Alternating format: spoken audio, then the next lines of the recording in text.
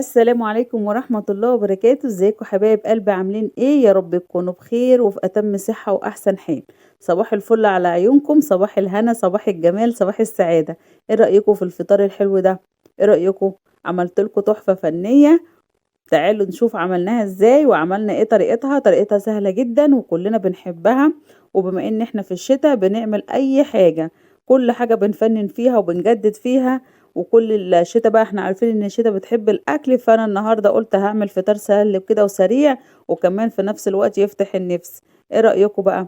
انا معايا هنا بطاطس غسلتها كويس جدا وفلقتها كده نصين، وهسلق معاها كمان بيض بالشكل ده. اكيد كلكم عرفتوا احنا هنعمل ايه. أيوه، هنعمل بطاطس مهروسة بالبيض المسلوق، حاجة كده جميلة وتحفة. هنغيّر بقى بدل الجبن، هنفطر النهارده بطاطس مهروسة وبيض مسلوق. البطاطس هنا فلقتها بالشكل ده كده، وحطيت معاها البيض وهانزل عليها كمان بمعلقة ملح كبيرة، وهاسيبها بقى لمّا تتسلق خالص وتعيش حياتها. البطاطس اتسلقت هنا وقشرتها كده، وقشرت كمان البيض وحطيتها على نار هادية بالشكل ده، وهابدأ أنزل عليها بمعلقة سمنة بلدي. معلقة سمنة بلدي دي بتخلي طعم البطاطس مع البيض تحفة. ههرسها كده بالهراسة بتاعتي كويس جدا بالشكل ده. عايزة اقولك الوجبة دي او الطريقة دي ممكن تعتبريها فطار او غدا او عشاء اللي يريحك. لو في الفطار يبقى هي كفاية نفس الشكل اللي انا عاملاه كده وجنبها حتة جبنة.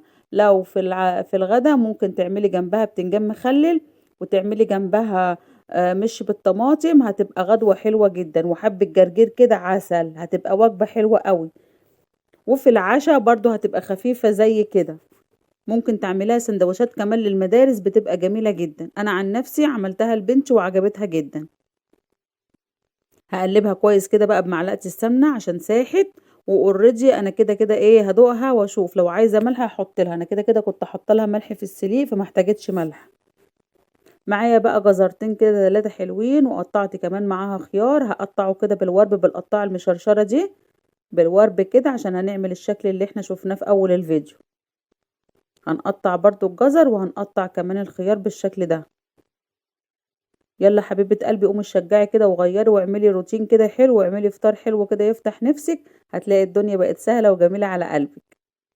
وصلتي معايا لحد فين في الفيديو؟ حطيلي بقى لايك وقوليلي انتي بتتابعيني منين.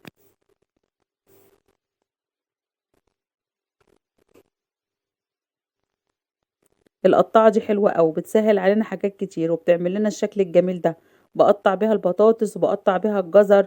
اللفت أنا عامة في الأول كنت جايباها عشان أقطع بيها اللفت، لكن استخدمتها في كل حاجة جميلة أوي.